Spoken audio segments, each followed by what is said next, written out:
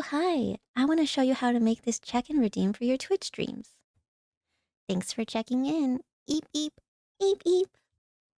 So when I started streaming about 5 months ago, I knew nothing about OBS, nothing about VTubing, nothing about VTube Studio, or the other 9 programs that I have to run to stream. So I want to make a short series on anything Streamer.bot related, VTube Studio related, and if you guys have any questions or see anything from my streams that you are curious on how to and you want to implement them into your stream, I would love to make a video or a tutorial on how to teach you guys how to do those things. Alrighty, so what we'll be doing is showing you if you already have your animation, I'm going to show you how to make a trigger out of it and a redeem. So, but if you would like help on how to make the animation yourself, I will make an in-depth tutorial about that if you guys want to learn. Now that we are in Streamer.bot, we will be working under the Actions tab and we will be creating our redeem.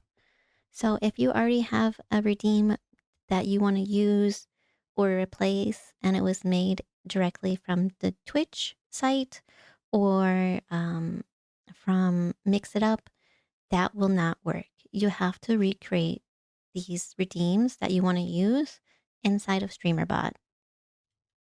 So if we right click and we click add on the action side, we'll create our first action. We can name this check-in tutorial and a group. So if you want to group them all together, however you organize your things, I will just put this in a tutorial group. Click OK, and we have our action right here. Now, the next thing we need is a trigger. What is going to trigger this redeem? So if we right click, we go to Twitch, we go to channel reward, and then we go to reward redemption.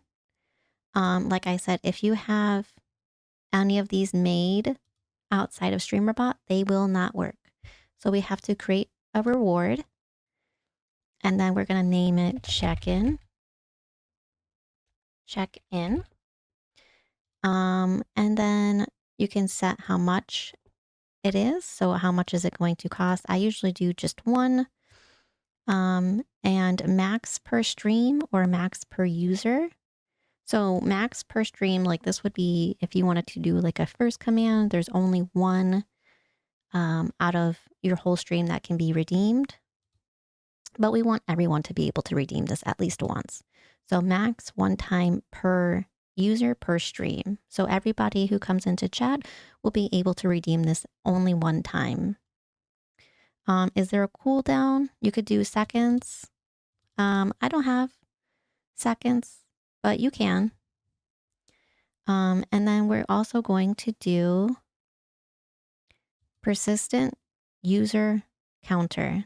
So this will also be able to have them a little counter. So and so checked in 3 times, 4 times, 5 times. So it keeps a little tally for them.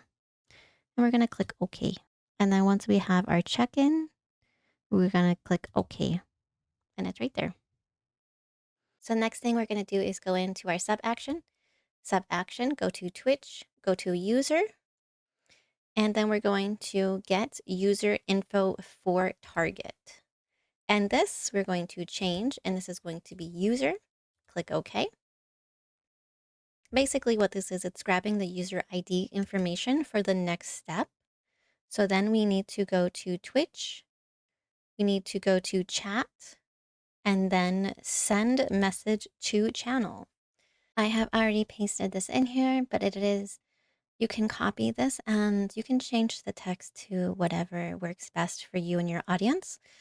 Just make sure you have the user with the percent signs just checked in. They have checked in percentage user counter. And it has to be exactly like this or it will not work. So as long as you have the user and user counter in there, it will work.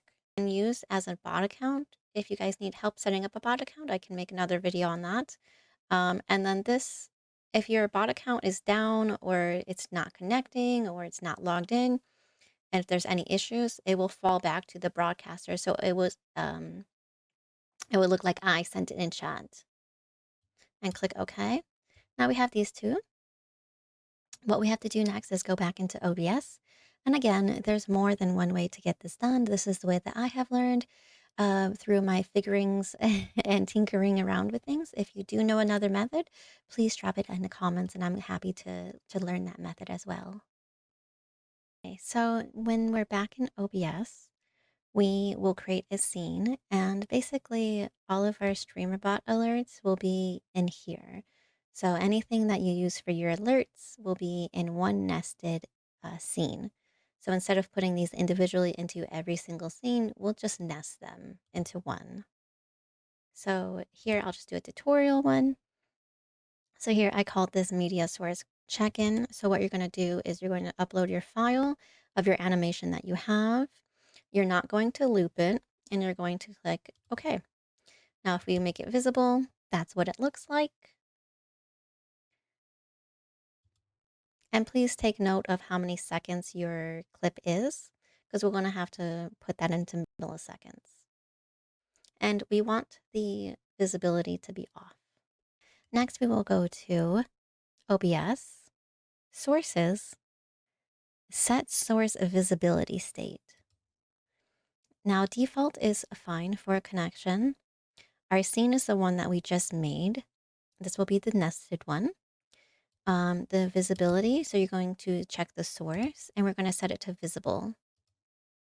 If you have any audio triggers to go with this one, you can add it in the animation or you can add it now. If you did want to add your audio and it's not included in your animation, you can go to Core, Sounds, and then you can play sound from folder.